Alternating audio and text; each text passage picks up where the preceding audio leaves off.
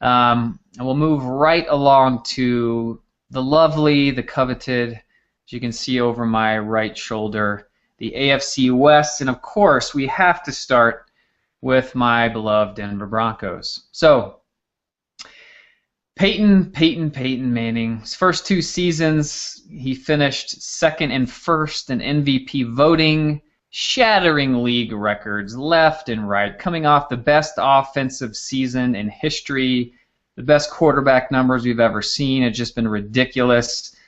The guy, he's aging, of course, pretty much not caring about his neck thing anymore. That's in the past.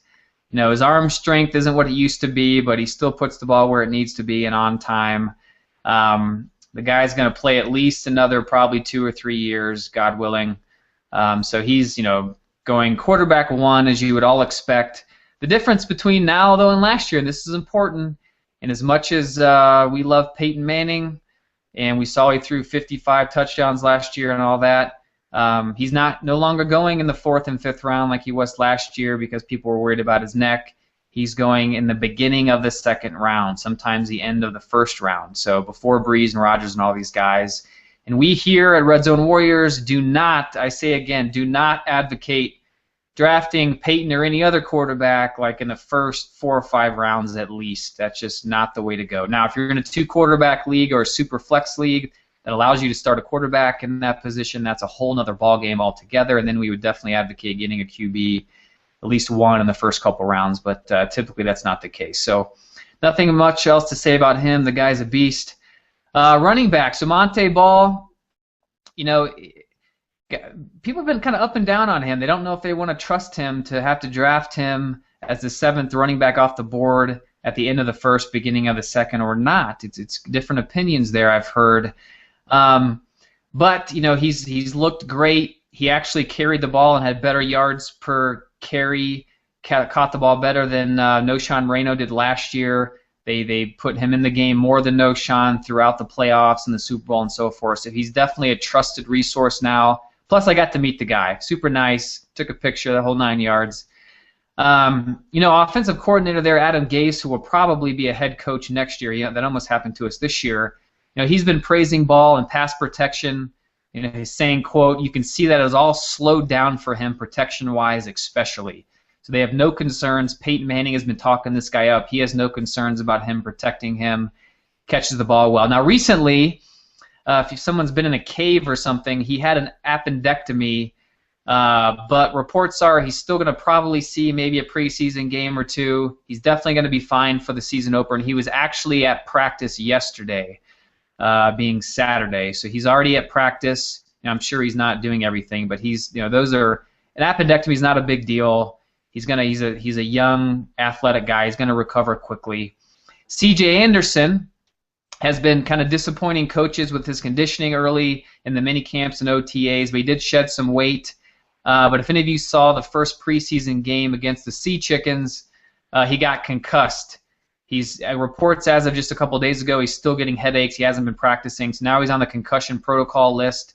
They'll be monitoring him throughout the whole season, so that kind of takes away from him a little bit.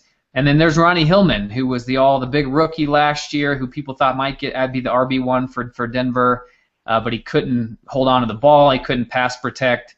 He was a healthy scratch for most of the season last year, but he's the one who's, of course, getting all the reps now because Ball's been out with the appendectomy and C.J. Anderson got concussed. So Ronnie Hillman's ADP has spiked just because of this, but I'm not so sure he's anyone to be concerned of. He is what he is, it appears.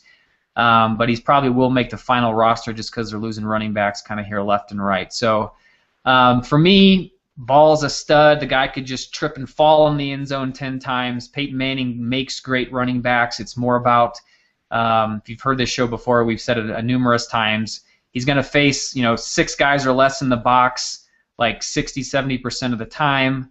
He's a better athlete and running back than Noshan Moreno could ever be. And I think he's going to be a solid RB1 for anyone who drafts him at the end of the 1st, beginning of the 2nd. So, Jay, do you have anything? I know you're probably not quite as high as I am. Maybe that's my Denver homerism coming out. But how do you feel about Monte Ball, and would you draft him at the beginning of the 2nd round in a PPR league? I feel really good about Monte Ball because of Peyton Manning. And yes, I would definitely draft him in the beginning of second. Look, you said it. Peyton Manning makes good running backs.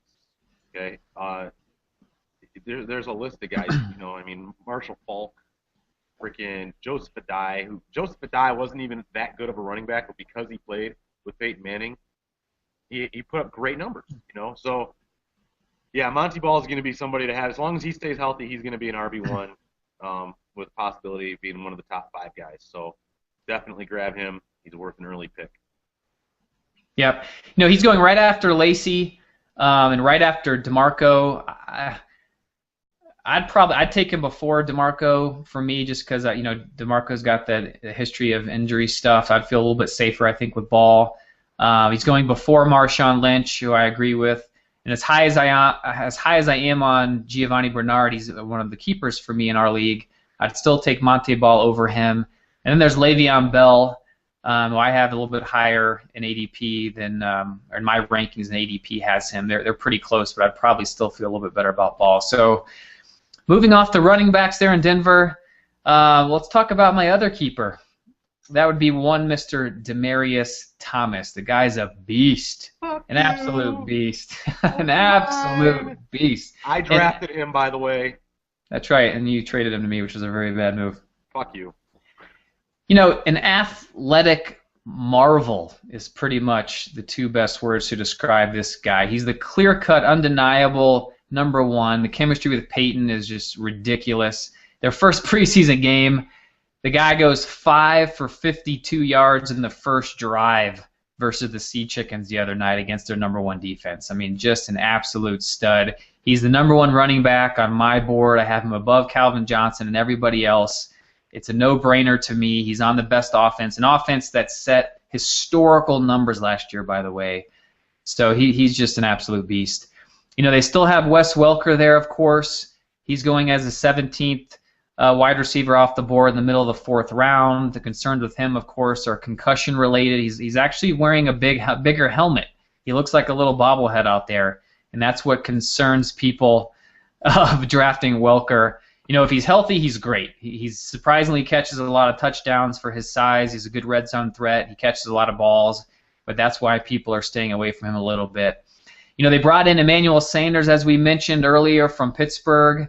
He's supposed to be taking over the Eric Decker role, who caught, like 12 touchdowns, like 24 touchdowns the last 2 seasons, just ridiculous. Now, by no means do we feel Emmanuel Sanders is going to put up those sort of touchdown numbers. He just doesn't have, he's not as big a specimen as Eric Decker is, and I'm sure his wife can't be as hot as Eric Decker's either, as a side note. But he's been getting a lot of praise out of camp, a lot of good reviews there from camp. He's got quickness, he's got better speed than Decker. He's got good yards after catch sort of thing. So I think what's going to happen here is Welker will not be with the Broncos next year. It's just not going to happen.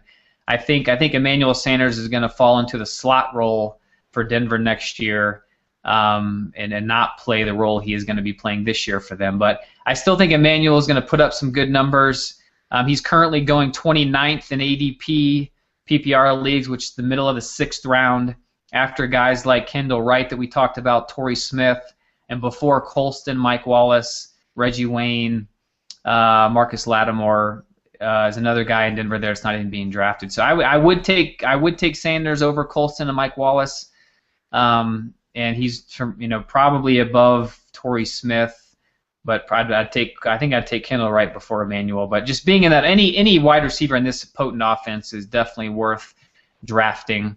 There's just no question about it. So Jay, there's nothing not to like about these wide receivers, but do you have any thoughts on these guys?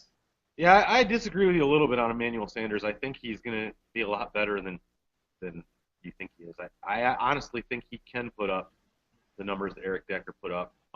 He's a bit faster than Decker.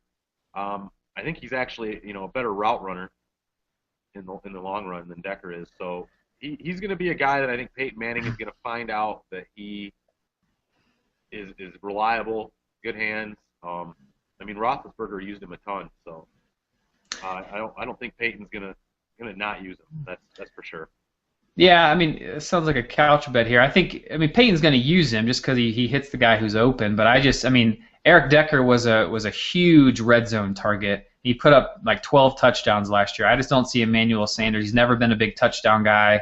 And with all Julius Thomas there and Demarius, I just don't think Emmanuel Sanders is just big enough and going to be a red zone threat. I mean, even Welker, like I said, I mean, granted, he's small too, but just the chemistry that Peyton already has with him, I don't see Emmanuel Sanders catching any more than probably 5 or 6 touchdowns, quite frankly. Well, we're going to have to definitely put a couch shot on that. Yeah, I think so. Because I definitely see over 5 or 6 touchdowns. All right.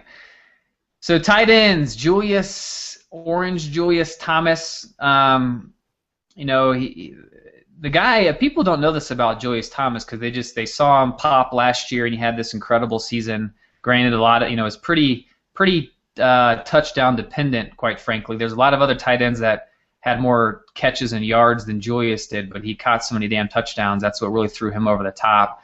But he's been just a huge injury history with this guy. That's why we've never heard from him in the past. It's not because he hasn't been in the NFL and he's not exactly a spring chicken age-wise. It's just he's been hurt so often. He was held out of Denver's final scrimmage with a thigh bruise, just kind of precautionary.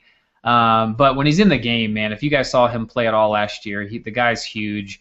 And he said himself, quote, "Just seeing my progress throughout the year, I can't wait to show how much I've grown, continue to learn, and keep getting better." I mean, he spoke at the end of last season just kind of actually being kind of in a daze a lot of the times when he was on the field, just really not knowing the playbook all that well. You know, Peyton Manning having to really tell him what he needs to do, what routes to run. He was just kind of confused by that, that very intricate offense that we have here in Denver. But he feels like he knows the offense now. So he's probably only going to grow. And again, with Eric Decker gone and the 12 touchdowns that he takes with him over to the Jets, which will probably convert to like 4, those touchdowns have to go somewhere. And again, I don't think Sanders is going to take that rollover, like as far as touchdowns go, at least. This probably benefits Thomas more than anyone, and that's Julius Thomas from a tight end perspective. So he's going as this is what I also like about Gronk coming back. We mentioned this earlier. Julius was going as the second tight end off the board in the second round, and now with Gronk back, Julius is the third tight end off the board going in the middle of the third round. So his ADP has dropped, which means his value went up, and so he's a pretty solid pick for people, in the middle of the third round for sure. Absolutely. You know me, I'm scared to draft tight ends that early, but he's one of them that, if he was sitting there in the third round and there wasn't a wide receiver there that I liked a lot, or a running back, I might be tempted to go ahead and grab Orange Julius. I mean, if he puts up touchdowns like he did last year or more, it'd be nice to have him, that's for sure. So now we're going to leave Denver, unfortunately. We're going to head further west to Shittown, Oakland, and the Raiders. This is my West Coast version of the Jets. I hate the Raiders like I hate the Jets. I just do. I don't know why. I just do. I don't like Raiders fans either. I'm sorry, Raiders fans, but fuck you. Anyway, so the Raiders have added a lot of pieces this offseason. Pretty much more than anybody else in the NFL. And the most important one is probably Matt Schaub. They brought in Schaub. No more Terrell Pryor running around the field. He left for Seattle anyway. And apparently he's been impressive, completing a lot of passes compared to what they were catching last year. That's what Rod Streeter said. He also said that he's looking way better. His 2-minute drive ended with a touchdown, so I think we're way ahead of where we were last year. Yes, 2-minute drill ended with a touchdown. You are way ahead of where you were last year because the Raiders sucked. Now you got the backfield here is interesting. You've got Jones and McFadden both there. Now we all know Darren McFadden's going to slip on a banana or stub his toe or bump his elbow or some shit. Who the hell knows? He's going to get hurt. I'm personally looking at Jones Drew there as the main guy in the long run. What's his ADP, Rob? Yeah, I'm looking that up right now. So MJD. Right. Yeah, okay. He's going as the 32nd running back off the board in the middle of the 7th. Yes. Now you see that right there, ladies and gentlemen, is what we call value. Maurice Jones-Drew is a good running back. We all know this. He says he's 100% healthy. He's explosive as ever. So as we all know, McFadden's probably not going to play a full season. So Jones-Drew's going to be that guy. You might not get to use him a lot the first few games of the season, but once McFadden goes down, and we all know he will, then Jones-Drew is going to be the man out there. He's going to get a lot of carries. So go with it.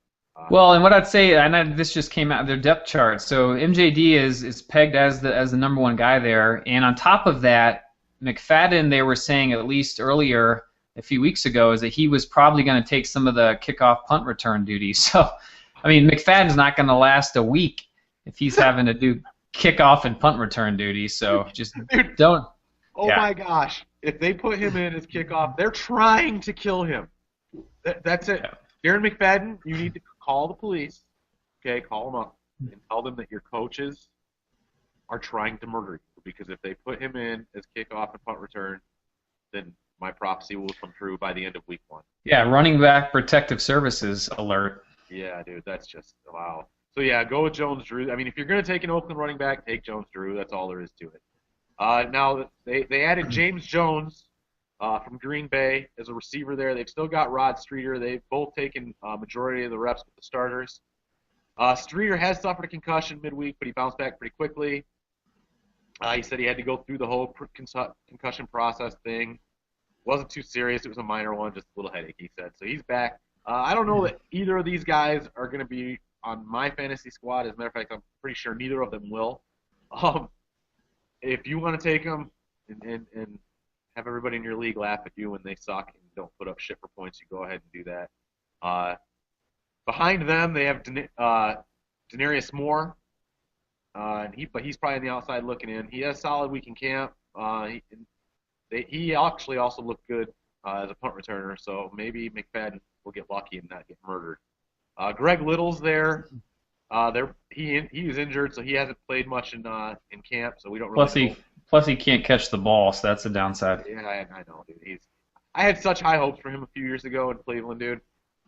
And then he took a shit all over my dreams, so I don't even really like to talk to him. So yeah, Oakland, another team kind of want to stay away from, except for maybe Jones-Drew. Yeah, you got anything to add on Oakland? I mean, they're just awful over there. Yeah, I do not. I mean, of course, being a Broncos fan, I freaking hate Oakland, and on top of that, they suck. So it's great for us in the division because we just walk through this division like a knife through butter. But no. All right, so let's leave the lowly Raiders and head over to the Kansas City Chiefs. I used to live in Kansas City, so even though they're in my division, I have a little more respect for them. So quarterback position, you have one Mr. Alex Smith. He's clearly the QB1 for that team. There's really not much else to say, quite frankly. You know, Jay, he's one of these guys, you've seen him, and he's safe, he's solid, he doesn't make mistakes, not an offense that really doesn't throw the ball much. And when they do throw it, they throw it to Jamal Charles, because Dwayne Bowe blows, quite frankly. He sucks. That's a tragedy, too, man. It really is. He's got all the talent in the world. Yep. He just year after he just sucks and sucks and sucks some more. So, and the other thing about Alex Smith that people kind of don't seem to realize, especially if you're in 2 quarterback leagues again or super flex leagues, the guy, he's underrated running the football. I mean, he really, if you look up, he gets like 400 yards rushing. He'll run in for a couple 3-4 touchdowns a year. I mean, he's got that part of his game that people don't really give him any credit for. You're not going to be drafting him in a 10 or 12 man league, as your QB1 obviously, but as a backup or in a 2 quarterback league, he's definitely viable. So he's currently going in that regard as the 22nd quarterback off the board in the 14th round, just for those of you listening at home. Running back, I mean, what else can you say about Jamal Kick-Ass Charles? I mean, he's got his new deal. The guy just got paid, as he well should have. There's just a steady stream of praise for this guy, of course. I mean, what else would there be coming out of camp? I mean, he's a beast, plain and simple. Really nothing else to say about him. He's going either first or second in ADP, before or after McCoy, depending on what day it is, essentially. So in a PPR league, for sure, to me, I put him at the top. I think he gives him an edge a little bit over McCoy. Maybe in a standard league, McCoy gets an edge, but you're just nitpicking at this point. These guys are all beasts, and they're there for a reason. So we mentioned wide receiver-wise, Dwayne Bowe. I mean, all these stuff every year. It's like, oh, he's been so dominant in camp, and now this year he's saying all the right things. He got a personal chef. He's getting better nutrition and going to have this bounce-back year, but he won't because he sucks. That's just plain and simple. Reports actually out of camp just the last few days have been not so great. He's just kind of been whining and doing the Dwayne Bowe thing that he does. So, Donnie Avery, again, fantasy irrelevant, is listed as the number 2 there. He's been plagued by drops and a bunch of stuff. I mean, it's just there's really no one to draft on this team outside of Reggie Wayne. Good Lord, Jamal Charles. They've got no wide receivers to speak of. Now, one guy that we might want to draft as a tight end 2. And man, if you haven't seen Travis Kelce's catch and run for a touchdown in his preseason game, frickin' YouTube it, because it's quite amazing. The guy's just an absolute beast. He's fast as hell. He's technically behind Anthony Fasano on the depth chart, but there's just no way on earth I think that's going to withhold before the first game here. I think Travis is going to pass him. He's been consistently one of the best playmakers on the field. He was coming back from an injury last year, so he's not a rookie. The guy's going into his second year. We just didn't see him. He's he's repeatedly beating safeties down the field for big plays in camp, and then we saw that in the preseason game against Cincinnati where he caught that 69-yard touchdown. And dude, the guy looked like Usain Bolt running down the field. I kid you not. If you haven't seen it, he's knocking guys off him. He's sprinting past them. It was freaking amazing, actually. So I don't want to hype him up too much and have his ADP skyrocket here, but he's definitely a tight end sleeper at this point. Great for dynasty leagues especially. And if you want to take a flyer on a guy as your second tight end, there's definitely worse guys out there than one Mr. Travis Kelce. Yeah. You brought him up to me a couple weeks ago. I've been keeping my eye on him, and I'm going to go ahead and say that 69-yard catch is probably going to bump his ADP a little bit. It absolutely will. But you're still going to get a steal on this guy. Take him as a late round guy, or pick him up off the waivers in week 1 if you want to. You'll most likely be able to, unless he catches a few more balls like that in preseason. But definitely take him as a backup guy. He may end up surprising you, and you might be able to either trade him or trade your other tight end, whatever. But these are the guys you want. These are the guys you want to find. They're the little gems that you can just dominate your league with, and everybody will be like, where the hell did that come from? How did you even know about that guy? Make sure you tell them that Red Zone Warriors told you about them, please. Thank you. All right, so you got anything else about Kansas City, or can we move on here to San Diego? Yeah, draft Jamal Charles, and that's about it. Okay, so we're going to move on to San Diego. Phillip Rivers had a bounce-back season in 2013, thanks in part to an offense that emphasized a quick passing game with shorter drops.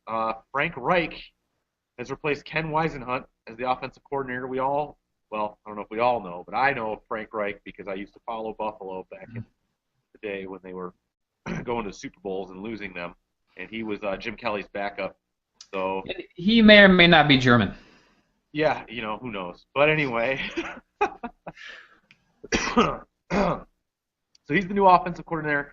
He plans to continue using a no-huddle offense, and that gives Rivers a lot of freedom to make adjustments to the line of scrimmage before the snap. And Rivers is actually pretty good at that. So Rivers is the 14th quarterback off the board in the 10th round. He's going after Romo, Kaepernick, Cutler, before Russell Wilson, Big Ben, and Andy Dalton, the Red Rocket. So definitely a guy you can take as a backup quarterback or as your bye week guy and feel pretty confident with him. He's not going to put up huge numbers, but he's not going to screw you over very often either. So moving on, we got Ryan Matthews. He's expected to be the workhorse back. They got a lot of running backs over here. They got Ryan Matthews. They got Danny Woodhead, who Woodhead was a beast in PPR leagues last year. He finished in the top 10, I believe, in PPR leagues. So And then they got Donald Brown coming over from Indianapolis. I think he's going to be used more or less to spell Ryan Matthews, or if and when Ryan Matthews goes down with an injury, which isn't out of the realm of possibility. Donald Brown could see some his carries increase. And now also Brown is somebody to look at. Next year, Ryan Matthews becomes a free agent and may leave, and in that case, Brown could definitely move into the featured role. So you can get him late or off waivers late in the season. He might be somebody for you guys that have keeper leagues out there or dynasty leagues to grab and hold on to for next year. I definitely advocate taking Woodhead in PPR leagues. He, like I said, last year was a beast. He catches a shit ton of balls. They're probably going to use him a lot out of the slot this year in like a Darren Sproles, Reggie Bush type role, where he's going to catch a shit ton of balls. I mean, I see him catching 70, 80 balls possibly. What do you think, Rob? Well, and even in this last preseason game, I mean, he only threw him one ball, but he caught it for 25 yards. I mean, the guy, he's got hands like frickin' Hines Ward. I mean, the guy just catches it. And we've preached this, and as you mentioned, he finished, top 12 for sure, I believe, in a PPR last year. Don't underestimate Danny Wood. I know he's a small white guy, but so is Wes Welker, and he's going to probably be in the Hall of Fame. So Woodhead is a guy who's always undervalued. But grab him if you're not in a PPR, then it's not so enticing. But if you're in a PPR, good lord, just don't sleep on the guy. Yeah, and speaking of where these guys are going, Matthews is the 22nd running back off the board, going early in the 5th round. He's going after Gerhardt, Rashad Jennings, Bishop Sankey, before Pierre Thomas, Joyke Bell, and Trent Richardson. Now, I'm sorry, I'm taking Gerhardt or Rashad Jennings before I take Ryan Matthews this year, just because of the fact that there's so many running backs in San Diego, and they're all good. What kind of splits of carries are we going to see? How much work Ryan Matthews is actually going to get to make him fantasy relevant is a question mark for me personally. So I would definitely take Gerhardt or Rashad Jennings over him. Well, I would too. And by the way, I don't know how much this means, but Ryan Matthews did fumble the ball in the red zone in his first preseason game. And by the way, Donald Brown, of course, he's not being drafted, but if something happens to Matthews, which he has a history of a lot of things happening to him, Donald Brown's going to take over more of the Ryan Matthews role. He's not going to be taking over the Woodhead role. So Woodhead is probably the safest running back of this group, and you can get him 2 rounds later than Ryan Matthews. Yep, that's exactly the type of thing you look for. Like we said earlier, is those guys that people are undervaluing. You find them, you take them, and you laugh all the way to the bank. And like Rob said, 2 rounds later, Danny Woodhead's going in the early 7th round after the likes of Ben Tate and Lamar Miller, Darren Sproles, before Stephen Ridley, Steven Jackson, or MJD. So I would definitely, in PPR especially, I think I would take Woodhead over Tate or Lamar Miller. Definitely over Darren Sproles this year as he moved on to Philadelphia and is behind Shady McCoy over there. I mean, they're going to use him, but I don't think Sproles is going to be nearly what he was in past seasons. So obviously both of us pretty high on Danny Woodhead, so go ahead and grab him, especially at his 7th round ADP. Moving on to wide receivers. Hold on a second. God damn. There we go. All right. Moving on to wide receivers. Keenan Allen added 6 pounds to his frame and has improved his speed this offseason. He's been Phillip Rivers' favorite target in early training camp, picking up where he left off last season. So Keenan Allen, definitely somebody to go ahead and look at as a decent wide receiver 2, possibly. Could be a wide receiver 1, but I'd probably feel more comfortable with him as my 2. The Chargers anticipate that opposing teams will scheme to stop Allen this offseason, but they hope that he can keep defenses honest by becoming more of a deep threat than he was last year. Malcolm Floyd is returning from a scary neck injury suffered last season. He feels good and is having a great training camp so far. Malcolm Floyd, that's a scary thought. I mean, we all know with neck injuries what just happened with David Wilson. So Malcolm Floyd's kind of scary. Keenan Allen is going as the 12th wide receiver off the board in the 3rd round after Alshon Jeffrey, Randall Cobb, Pierre Garçon, before Vincent Jackson, Victor Cruz, Andre Johnson, and Roddy White. Now, me personally, I think I would probably take Garçon over Keenan Allen, but that's just me. I would definitely take Vincent Jackson before him too, but I'm high on Vincent Jackson this year. You got any thoughts on that, Rob? Well, it's back to Floyd real quick. I hope, and the fantasy community should hope that Malcolm Floyd stays healthy, because I think that's only going to help Keenan Allen to have a guy over there that's as talented as Floyd is. And if we, let's not forget, back when Floyd was healthy, which granted isn't all that often, but him and he had great chemistry with Phillip Rivers back when he was playing. The guy's he's a big guy, he's a big target, and that good chemistry they had. If he can stay healthy, granted Keenan's still going to get the #1 corner, but they're not going to be able to double him up as much. And yeah, I mean, I would. Keenan, I mean, he's a solid. I mean, he was the best rookie wide receiver last year, hands down. I mean, the numbers he put up is pretty rare to see as a rookie. So I think his ADP is about right. I think people are sleeping on Cruz a little bit, but I'd feel more comfortable. I'd take him over Cruz and Andre. Roddy White, to me, it's right there with Keenan. I'd probably give the edge to Keenan Allen, but it's close. And I'd take Jeffrey, Cobb, and Garcon over him, but he's right there. Yeah, I agree. Jeffrey, Cobb, and Garcon all day before him. I think those three guys are definitely going to put up better numbers than Keenan Allen this year. But moving on to tight end, we all know who the tight end in San Diego is, Mr. Old as hell, but still somewhat of a beast, is Antonio Gates. He remains the starter. Obviously, his chemistry with Phillip Rivers is great. He's been around for a while. He's been Phillip Rivers' crutch for a lot of years. Now, Ladarius Green is playing faster than he did during last year's training camp. He's still second on the depth chart.